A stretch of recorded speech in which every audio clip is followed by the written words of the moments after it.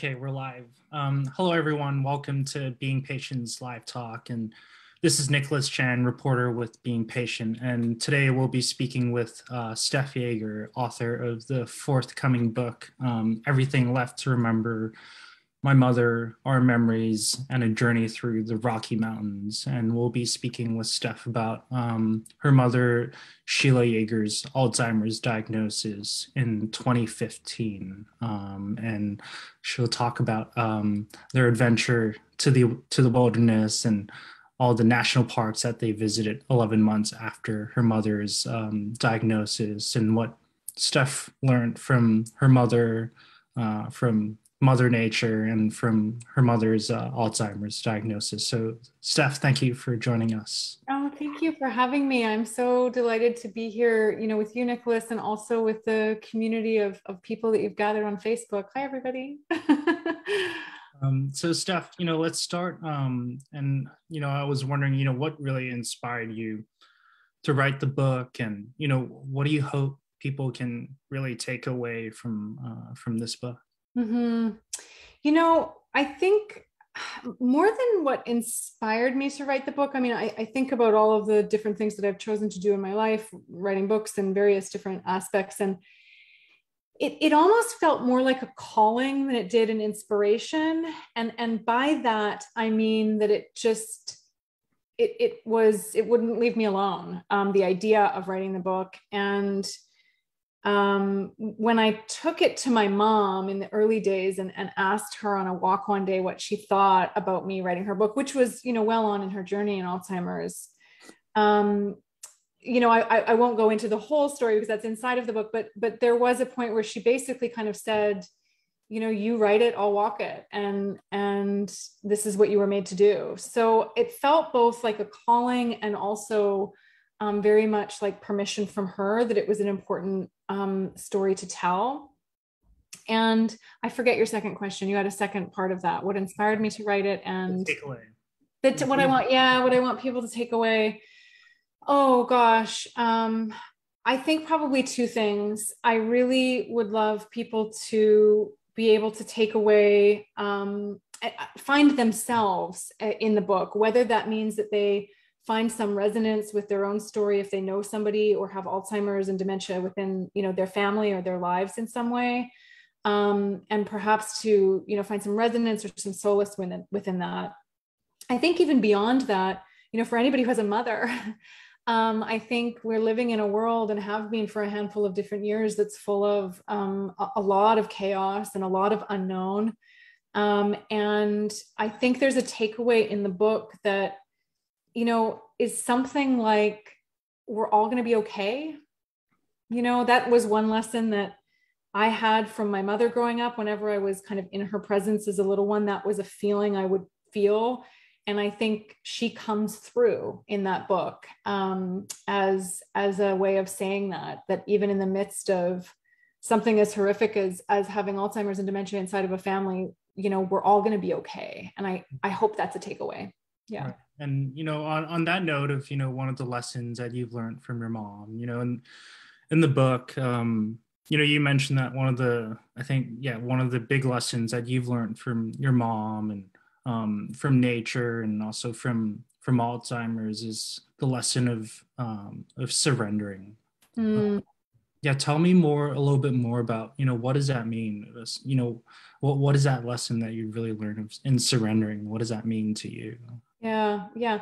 I think to kind of back it up, to go to how I got to the place of kind of understanding that it was surrender that needed to be learned, was first of all with my mom in general in our relationship, and also my experiences in nature, and then, having the combination of the two. I think I spent a lot of time as a young woman, and certainly at the beginning stages of Alzheimer's, which include, a lot of various different types of grief. I spent a lot of time attempting to control what was going on. If my mom would forget a detail, or she would get something wrong, quote unquote, I think my automatic go-to was to correct her and say no, and, really to kind of control the narrative of what was going on, to control all of the different emotions that I was feeling, which were very uncomfortable. And I think that's a pretty natural thing to want to do when there's something that makes you feel so out of control. Yeah. That's also when you venture into nature, it can be a bit of I don't know what's going to happen. It can be a little bit of a scary place. And so I think there's a similar and mirrored message is, if you feel, this is for me, if I feel that I need to step in and control something, that's probably a sign for me personally that there's a lesson in surrender and holding space, that perhaps something larger, a larger story, something more important, a bigger energy would like to reveal itself.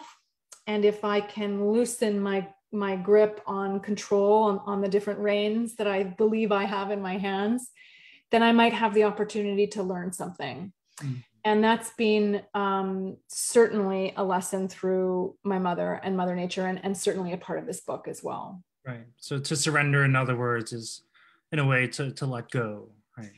Yeah, I think for me, it's a lot about letting go and releasing control and starting to get, instead of trying to control the chaos, becoming more and more comfortable existing within it. Is that idea of, I'm going to surrender to the fact that it might be messy and it might be unknown. I'm going to let go of my attempt to control it or make it make more sense, and kind of surrender to what is, so I can really start to see the beauty that is in front of me in the various lessons presenting themselves. Got it. And, before we talk a little bit more about, your big camping journey with your mom after her diagnosis, just want to, talk to you a little bit about, the early symptoms of your mother's diagnosis. And, it was around 2012 that you started noticing symptoms of Alzheimer's in your mom, and you weren't living with her. That's right. Yeah. And can you tell us a little bit about, what were some of these early signs and symptoms? Yeah. I mean, lots of people within this community know that Alzheimer's and dementia can present differently in different people, but for my mother, some of the very early signs were simple forgetfulness. And what I mean by that is words, not being able to place certain words, losing people's names, not remembering details of very short-term memory, what we did the day prior, stuff like that. And in combination with those, I started to notice what I would call kind of early coping skills. She got very good at saying phrases like, "Oh, I knew that," that type of thing, or saying, instead of saying somebody's name, she would say, "Oh, sweet person, come over here," that type of thing. So the combination of those were some of the early signs. And then I think I had a bit of a unique perspective because I wasn't living with her. I would come home every, 3, 4, or 5 months and notice more dramatic differences than I think one would if they were living with somebody day to day and there was a really slow decline happening. And so one of the tipping points for me in regards to early signs, was a change in personality that showed she had kind of lost her filter. She said something to me one day that made me quite mad. And as I was reflecting upon it, I stopped myself and thought, that's not my mother. That's not how, I know her. That's not how she would normally react. And I kind of looked backwards and connected the dots with all the other things I was seeing and went, okay, there's something really going on here. And from that stage, kind of reached out to a handful of other family members to ask, are you also noticing these things? Yeah. Right. Like she just wasn't really like herself, right? Like things seem a little different than before. That's right. Yeah. And again, I would really describe it as a lack of filter. My mom was a very measured person. She was, she didn't use a lot of words. She wasn't a very outspoken person, but when she did speak, it was intentional and it was kind, and it was just, she was measured in the way that she spoke. And this one occasion, she said something that was quite flippant and quite, it wasn't mean, but it was quite flippant, just not thought through. And I just was reflecting on it and thinking that just wasn't her. Yeah. And around at the same time, your grandmother, so your mother's mother, was also going, she had dementia as well, right? That's right. Can you tell us a little bit more about that, and what was like your mother's role in the care for her mother then? Yeah, that was really excruciating. So my maternal grandmother, my mother's mother, had old age dementia and Alzheimer's. So she lived on her own into her 90s, but probably started showing some signs of dementia in her late 80s, and was then moved into a care facility in her 90s and lived her life out there. My mother, as well as her sisters, were all, they weren't hands-on caretakers with their mother, with my grandmother, but they were there at her place almost daily. They would kind of rotate to make sure there were groceries, to make sure the dog was walked, to make sure that the bills were being paid and checks being signed and various different things. So they stepped in as kind of a team to make sure that her life was still functional. And then my grandmother ended up passing in January of 2015. So my mother had been showing signs already for, 3-ish years until that point. And then my mother was diagnosed in June of 2015, so about 6 months after.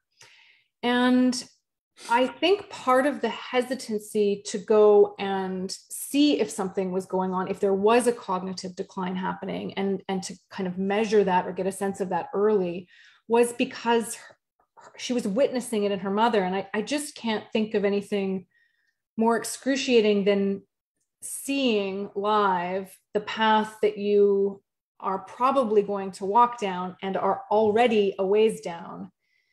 And thinking that the family, if you get a diagnosis early, that the family will then be caretaking for both people at the same time. And so I think that was probably one of the reasons that my mother was very hesitant to go and see if there was that cognitive decline happening earlier. So, yeah. And so it was in June of 2015 that your mom was diagnosed with Alzheimer's. And one of the things that struck me in the book is, you mentioned that, the family was really not well prepared for the tough conversations around Alzheimer's, and that, you mentioned that, everyone experiences their own unique loss. Yes. Yeah. The thing is, when we become, so focused in our own unique loss, that we lose sight of other people's unique losses as well, right? Can you tell me, tell us about how that was going on in your family, and like how were you able to open your eyes to unique losses that each of your family members were going through? Yeah. I'm not going to be able to say who the quote is by. It's in the book. It's one of the epigraphs, but I do remember the quote, which is, "The worst loss is always your own." And I think when we have that sense of grief and we have that sense of loss, our vision really does kind of shrink, and we put blinders on, because it's almost too much to think about, what's going on outside of that. And so I think a couple of things helped with that. Number one, I read a book about loss and grief called Modern Loss. It's a collection of essays. And one of them focused specifically on, I think they called it collateral grief. It is the grief that you experience, say, of the loss of the person in front of you. So the grief that I have over the loss of my mother is my own direct grief. There's collateral grief that happens in a situation like, because of the loss of my mom, my dad is going to be consumed with caregiving for, 1 to 7 years. And because he's consumed with that, I will also lose a specific part of my relationship with him. And so there's collateral grief there. So when I read about that, it really opened me up to like, oh, there's different types of grief going on within myself. I wonder if that means there's different types of grief going on in other people. And, yes, the answer is fairly obvious. And so once that happened, it's not, I don't know that I do this with a lot of grace, but I attempt to, is to create space for the idea that other people are losing something distinctly different, sometimes the same, but also distinctly different than you. As an example, I'm the only child of my parents who doesn't have their own children. And so I'm dealing with the grief of the loss of my mother, but I'm not dealing with the grief of the loss of my children's grandmother.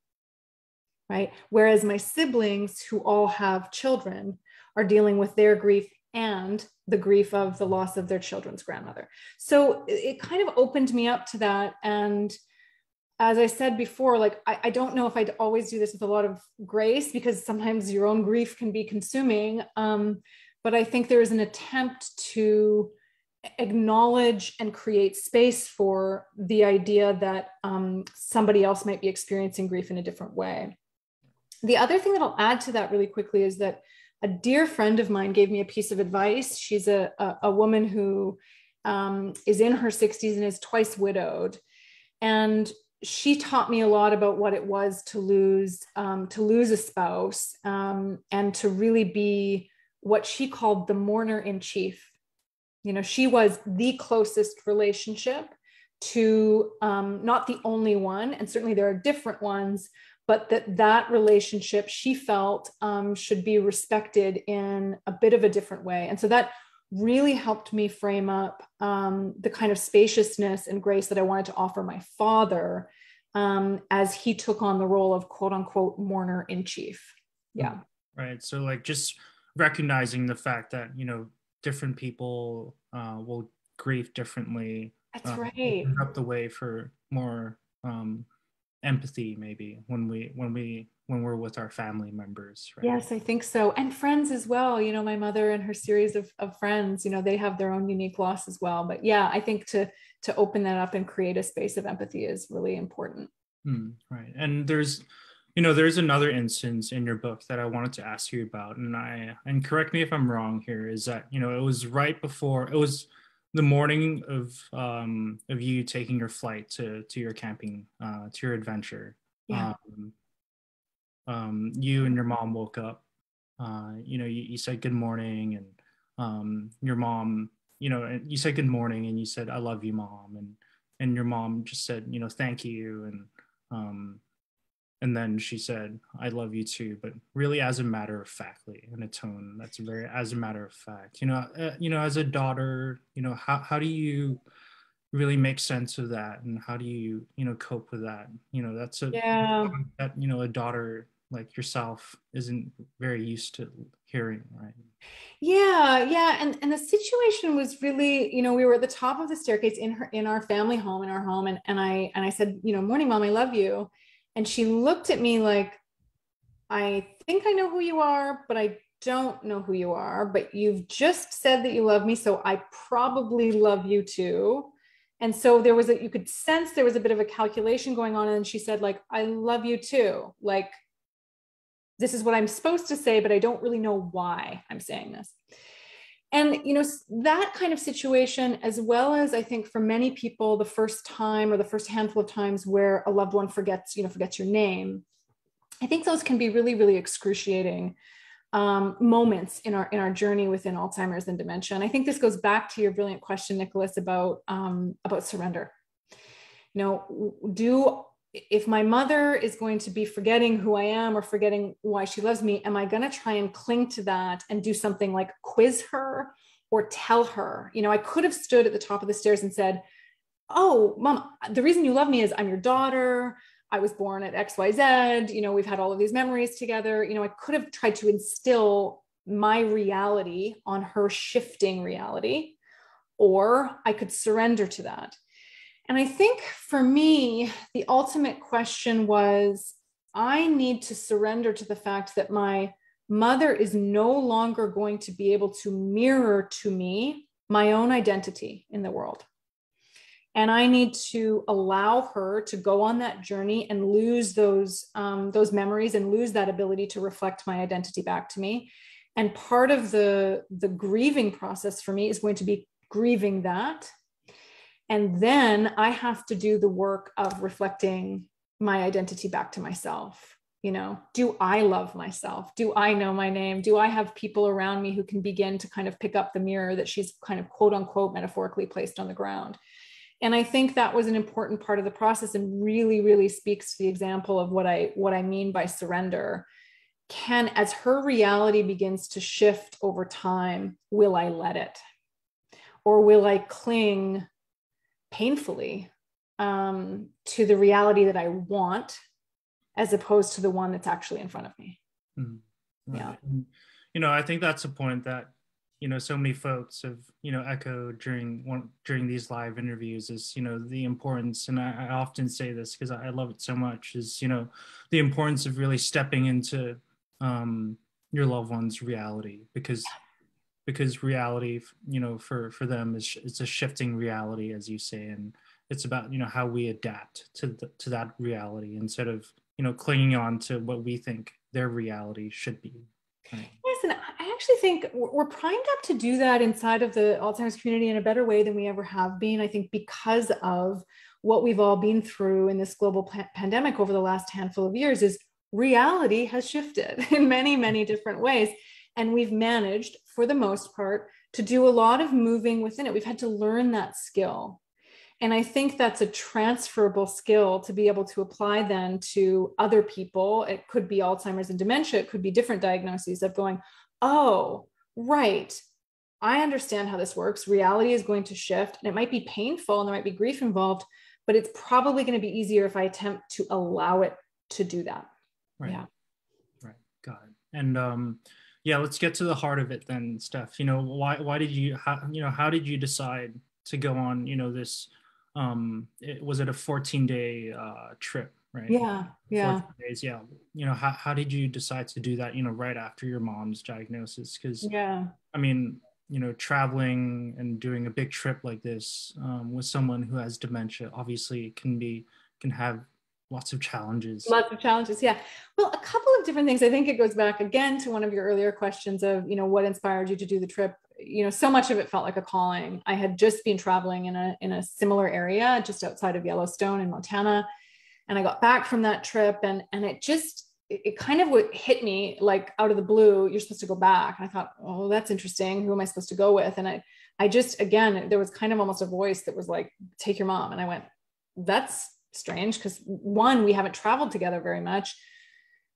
Two, that's as you said, that's a pretty big undertaking. But it just felt right. And it felt also, you know, like it was perfect timing. My mother was always a very physically active person. And so she still had a lot of her physical fitness as well as balance. Her depth perception was still accurate, those types of things. So I knew physically she was going to be capable of, you know, trail walking and going horseback riding and various different things that we did.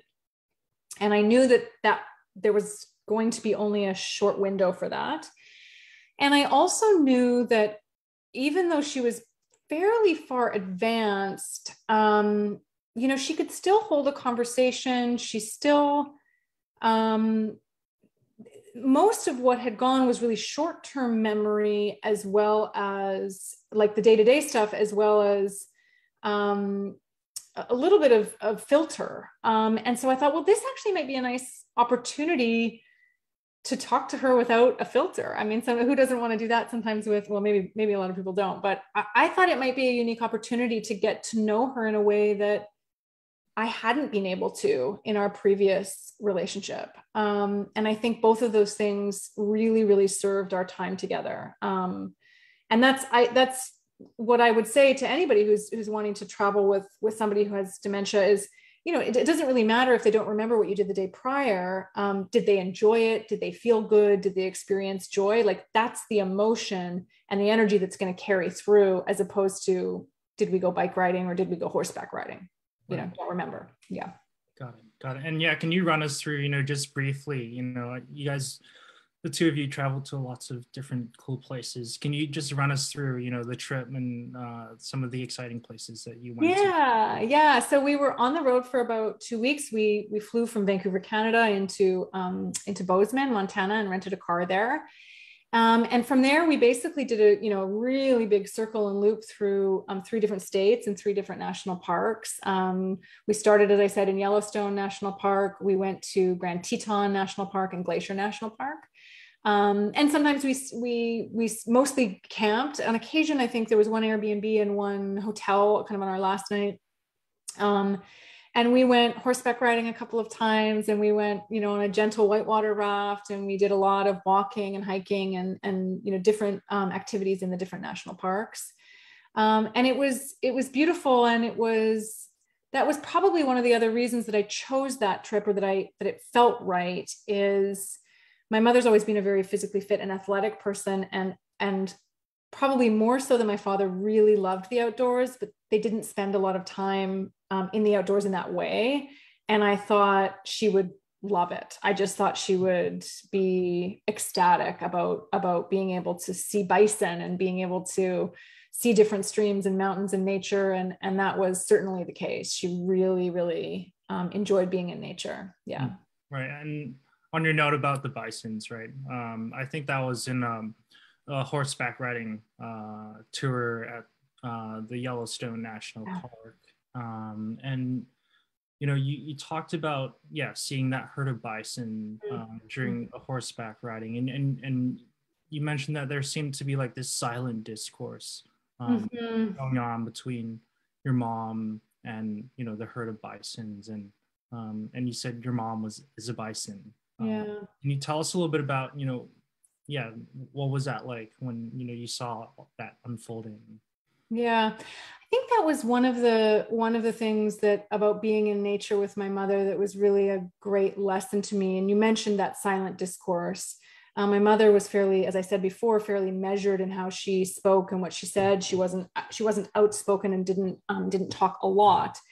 And I think that was one of the places that was so beautiful for me to witness. I often felt as though she was in some silent discourse with the various places that we were in nature, the bison being one of those. And it really was a big lesson for me in, if I could, quote unquote, going back to the idea of surrender, if I could surrender all of the talking and all of the noise and all that exists in my own world and in my own head, I wonder what I could hear. I wonder what energy is available to me. And so she really served as a teacher for that, really all throughout my life. I don't know that I saw it very well, but certainly saw it clearly an example on this trip. And when it comes to the bison, I mean, these are animals that in the United States, at least, were very, very close to extinction, to eradication, to being, metaphorically and quite literally, but to being forgotten. And I think, to have come back from that, to have almost, I mean, that's about as, I think I write this in the book, it's about as close to a resurrection as one can get. And I thought, just because something is approaching extinction and approaching death and approaching that, that tipping point, there's probably something, if you look a little closer, that can be reborn, can be resurrected, and brought back to life. And so that really, when I was looking at the bison with my mother, I thought, what if her energy, what if she may be on her way out, just like the bison were, many, many years ago, but what will remain? And what if her will stay? And so, I think some of that is in many ways sewn into the book, the energy of who she is and the way that she was able to kind of sit and have these, silent discourses with the world around her and this exchange of information in a very different way than what was my most natural way, which is to do what we're doing here and talk and talk about it. Yeah. And, on that note of silent discourse, I think another beautiful example is on your return trip. You went back to Yellowstone, and then you and your mom went to Old Faithful, which is the famous geyser at Yellowstone. And you mentioned that all the tourists left after the geyser erupted. And then you went for the bathroom, and on your way back, you just saw your mom, alone, looking at that geyser, and that was such a beautiful and peaceful moment, right? Mm-hmm. Yeah. Mm-hmm. Yeah. Yeah, I think this is also part of the nuance of our own humanity. You know, oftentimes what we think we want to see, what we think is the most important part. And so in regards to Old Faithful, you know, the quote unquote most important part is to catch it when it erupts, and to see this water and steam kind of coming out of this geyser. And so hundreds and thousands of people, you know, gather around to take a picture of it just as it's doing that. But to say that that's the only beautiful thing about Old Faithful would be limited. And so that was another thing that I really learned from her, again, throughout life, but certainly on this trip as well, is when the most beautiful or the most shining thing, or the thing that we think is going to be the one that we all want to watch, when that dissipates, you know, what remains that we can be in conversation with, or beauty can be found. And I think, you know, this speaks really well to Alzheimer's and dementia, and specifically also to the aging process, that there is much of the quote unquote shine that comes off of the penny as we age, but there's still so much to be learned, and so much beauty and so much wisdom in the sediment, you know, in the layer upon layer of rock that's still there. And do we have the patience and the nuance and the ability to sit within what might feel like boredom, to then be able to find connection and belonging, and perhaps a sense of awe. Yeah. Right. And, you know, I think for the trip, I'm sure it required a lot of patience on your part. I think I want to get to, you know, your practical advice in terms of for people, you know, traveling, for people living with dementia. You know, what are some of, you know, your main takeaways in terms of traveling with your mom that, you know, some of our audience might find helpful when they're traveling with their loved ones as well? Yeah, I think traveling with and just being with in general are probably the same things, but there's a few things that stand out for me. The first really would be just to be prepared to answer the same question, you know, over and over again. My mother would ask a specific question, forget that she'd ask it, and ask it again. So one would be just preparation for that and expectation of that. The second would be what I would call like kind of a humorous redirect. So if my mom was stuck on a particular question, eventually I would try and redirect her. And there's one example in the book where, you know, she was asking over and over again where we were. And I decided to kind of remove the map from her hands and remove the different books she was holding in the passenger seat of the car, and just ask her if she could help me by counting red cars. And so we just did a redirect there, and that seemed to work. Then she just talked about red cars for the next hour. So it just sort of depends on the level of patience and knowing that there's going to be similar questions coming again, as well as a redirect.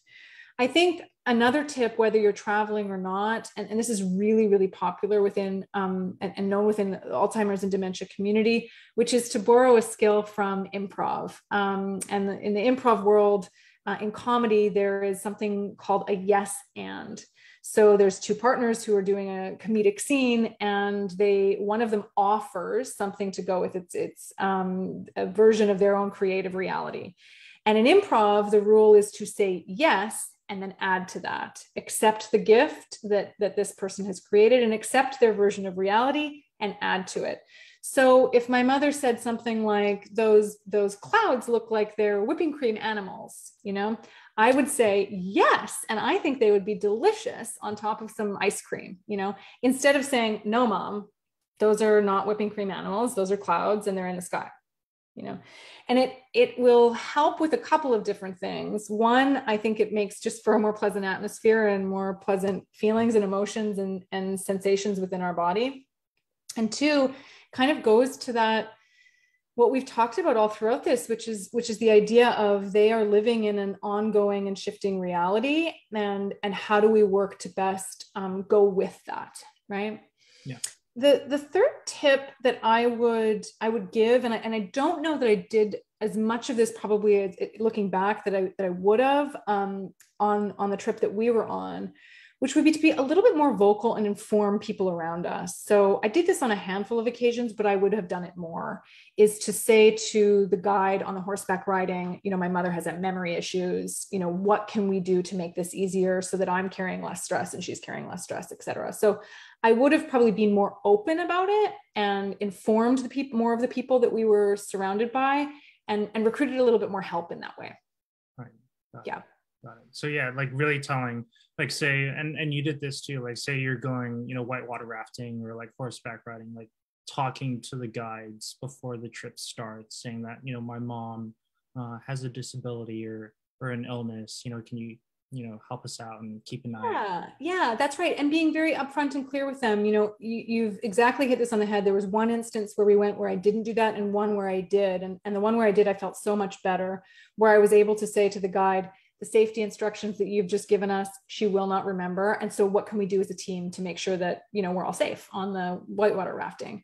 And so that was really helpful. And I would highly encourage, I think sometimes there's a stigma or a bit of shame people carry. And I just think we should probably just be upfront and open. And this is no big deal. We're just trying to enjoy the day, and she's still going to have a great time if she's paddling on a river. But what do we do to make sure everybody's safe if she is a person who's going to forget the instructions? Yeah. And Steph, I think one of my last questions here to close things up here is, in the book again, you mentioned that, when you and your mom went home back to Vancouver, your dad came to pick you guys up, and then afterwards, he asked, what were the highlights of the trip, and your mom couldn't recall the trip, and she just said it was wonderful, but no details.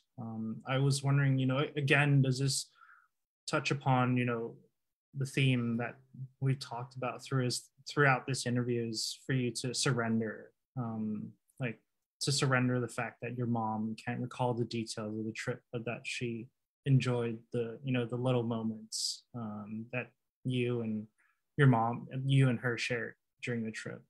Yeah. I think certainly it speaks to the idea of surrender, but also to something that I'm such a big believer in, is that so many of us believe that we live inside of, facts, that this is, the world is made up of the data and the facts, and that's how we make decisions, et cetera.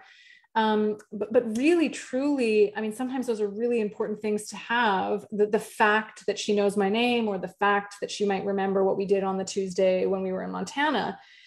But really what I think makes us extraordinary as human beings is that we live inside of story and emotion.